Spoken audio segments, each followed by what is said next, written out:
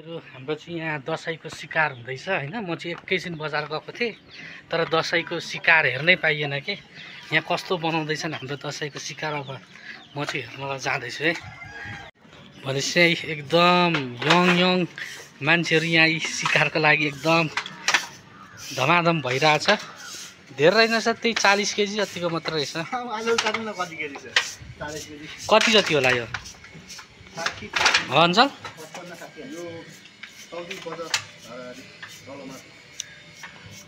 50 भनेपछि एकदम व्यवस्था हुँदैछ है घरमा हाम्रो चाहिँ डोजर। ल हाम्रो चाहिँ यहाँ सुँगुरको व्यवस्था जम्मा 40 केजी जतिको मात्र रहेछ। सुँगुर खाने अनुहार हेर, त्यसको नाम पनि हाब्रे हेरे।